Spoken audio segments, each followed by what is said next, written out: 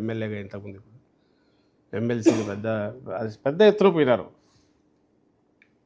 అంత పెద్ద ఎత్తున నాయకత్వం, ఒక పార్టీ నాయకత్వం వెళ్ళి ఒక మీడియా హౌస్ దగ్గర ప్రొటెస్ట్ చేయడము rarest of the rare things. Democratic పద్ధతిలో శాంతియుతంగా నిరసన తెలియజేయడం, అలాగే చిన్నపాటి ఇది లేకుండా అక్కడ ఉపన్యాసాలు ఇచ్చి స్లోగన్స్ ఇచ్చేసి ఒక అరగంట గంట పాటు, ఎందుకంటే ప్రపంచానికి తెలియాలి ఏమన్నాడు ఈ వ్యక్తి అనేది తెలియాలి కాబట్టి నిరసన తెలియజేయడము ఫస్ట్ టైం నాకు తెలిసి ఇంత ఇంత ఇంత శాంతియుతంగా.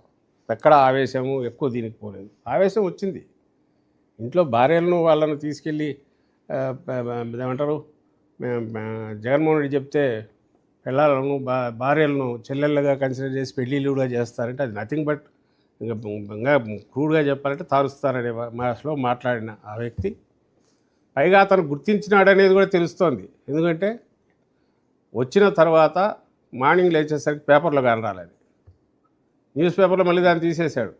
అంటే బహుశా తను కూడా నేను ఎక్కువ పోయానని గుర్తించినట్టున్నాడు. ఆలస్యమైంది, అప్పటికి వచ్చేసింది అది బయటికి, నా ఛానల్లో వచ్చేసింది.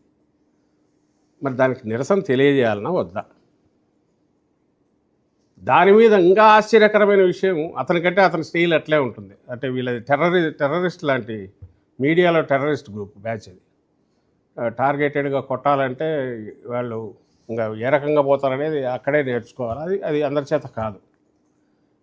దానికంటే వింతగొల్పే విషయం, చంద్రబాబు నాయుడు గారు, పవన్ కళ్యాణ్ గారు, వాళ్ళ చంద్రబాబు నాయుడు గారి కొడుకు లోకేష్, వాళ్ళు ఒక్కొక్కరు ఐ థింక్ ఆర్టికల్ రాసినట్టున్నారు ట్వీట్ల రూపంలో, వ్యాసాలే.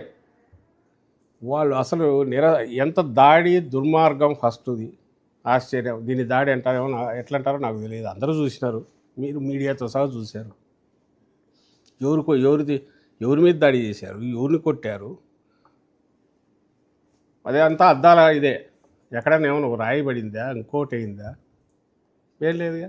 అయినా సరే దాడి అన్నారు, ఇంకా దుర్మార్గం అన్నారు, నోటికి వచ్చినట్టు తిట్టారు. ఆయన పవన్ కళ్యాణ్ గతంలో ఎప్పుడో నాకు గుర్తు, వాళ్ళ అమ్మని ఏమన్నారో నాకు తెలియదు, కానీ ఒక 3-4 రోజులు శోకాలు పెట్టి ఆయన పెట్టిండేది. అవన్నీ అందరికి గుర్తే ఉండే ఉంటాయి. మరి ఈరోజు ఆయనకు పత్రికా స్వేచ్ఛ ఇవన్నీ ఎట్లా గుర్తొచ్చినాయో అర్థం కాలే. పోనీ ఇది పత్రికా స్వేచ్ఛ అంటాడేమో అది తెలియట్లా, ఎట్లా స్వేచ్ఛ అంటాడో. ఇలాంటి క్రూడ్ కామెంటు రాధాకృష్ణ ఆయనకే ఇది ఏదో రేపు దీనివల్ల ఇదవుతుందని పేపర్లో ప్రింట్ కాకుండా చూసుకున్న కామెంటు. మరి సిగ్గు లేకుండా ఎట్లా దాన్ని ఇది రేపు సపోర్ట్ చేస్తారు, ఏ రకంగా అతను చేస్తాడో అర్థం కావట్లా. దాడి అంటే ఎట్లుంటుందంటే, మాకు సంబంధం లేని ఒక న్యూట్రల్ అతను సాక్షి ఛానల్లో డిస్కస్ చేస్తా మాట్లాడిన దానికి సాక్షి మీద ఆఫీసుల మీద పడినారు కదా, అది దాడి. ఒక ఆఫీస్ దగ్గర తగలబెట్టినట్టున్నారు, ఎక్కడో ఒక చోట. నాకు ఏలూరు సాక్షి ఆఫీసు, ఏలూరు సాక్షి ఆఫీస్ తగలబెట్టారు. మిగిలిన చోట్ల ఇక్కడ ఆటో నగర్ నాకు అన్ని వీడియోలు చూస్తే భయం వేస్తుంటాయి. ఆ లేడీస్ వాళ్ళు వచ్చి గేట్లతో తోసేసి పగలగొట్టి బోర్డులన్నీ కిందేసి తొక్కి, అది దాడి.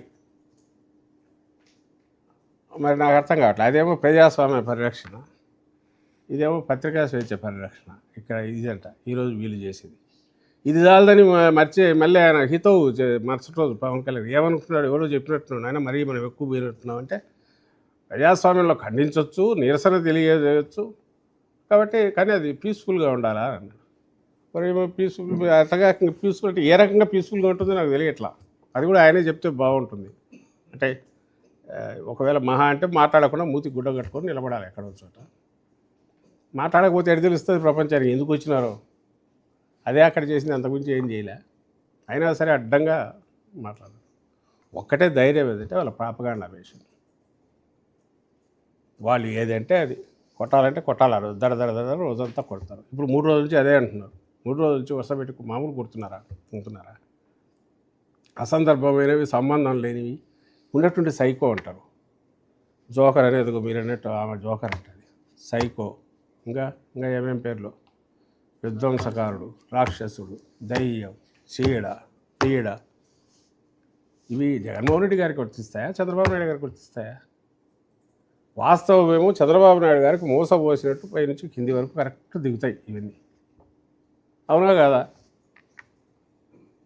ఎందుకు అవునా కాదా? మిగిలినవన్నీ పక్కకు తోసేసిన ఒక్క రాజధాని పేరుతో ఆయన చేస్తున్న అవినీతి యజ్ఞమనండి, రాష్ట్రాన్ని ముంచే యజ్ఞమనండి, రాష్ట్రాన్ని ఇంకా 100 ఏళ్ళైనా కోలుకోలేనంత చావు దెబ్బ కొట్టడం అనండి, అది నిజమా కాదా?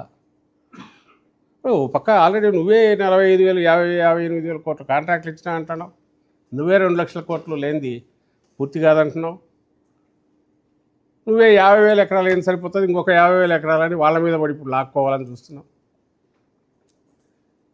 ఒకప్పుడు ఇంటర్నేషనల్ సిటీ అన్న దీన్ని ఈరోజు మున్సిపాలిటీ ఇది రాకపోతే అంటున్నావు. ఈరోజు ఎక్కడో చూశాను నేను, ఒక్కొక్కటి 2,000 ఎకరాలు, 5,000 ఎకరాలు, స్పోర్ట్స్ ఒకటి, కల్చరల్ ఒకటి, ఎయిర్పోర్ట్, ఇది రైల్వే స్టేషన్ 1,500 ఎకరాలు. ఊరికి పిల్లోళ్ళు కదా పేపర్ మీద గీస్తారు కదా, పెద్ద పెద్ద గీతలు గీసి, ఇదిగో ఇది ఇక్కడ ఇది, ఇది ఇక్కడ ఇది అనుకుంటే ఎట్లుంటుందో అట్లా గీస్తారు. గీసి దీనికోసం వరల్డ్ బ్యాంకు, ఏడీబీ అన్ని దగ్గర నుంచి 1,000 కోట్ల లోన్ లాగుతారు. అది తెచ్చేసి టెండర్లు పిలుస్తున్నాడు. దేనికి పిలుస్తున్నాడో తెలియట్లా. ఆ రేటు ఒక్కొక్కటి రూపాయిది 100 రూపాయలు పెట్టి రేట్లు పెట్టి పిలుస్తున్నాడు. అది కూడా ట్రాన్స్పరెన్సీ లేదు. ఇవి కాక చిన్నవి అయితే ఆశ్చర్యం వస్తుంది మీకు. నిన్న అదే మీరు మీరు మీడియా వాళ్ళు మీరు చూసింటారు, ఆ కరకట్ట మీద 10 అడుగులకు ఒకటి ఆల్రెడీ పోల్స్ ఉన్నాయి, లైట్లు ఉన్నాయి.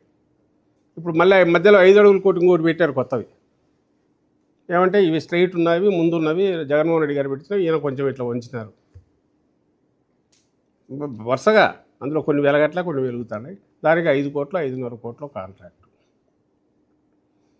ఇది కాకపోతుంటే మీడియన్ మీద చెట్లకు మీకు కనపడుతుంటుంది పెద్ద పెద్ద రోడ్లు, డస్ట్ కొట్టడానికి మళ్ళీ ఏదో స్పీడ్ ఇవి పెట్టేసి జట్లు పెట్టి కొడుతున్నారు. ఖచ్చితంగా అదొక కాంట్రాక్టు.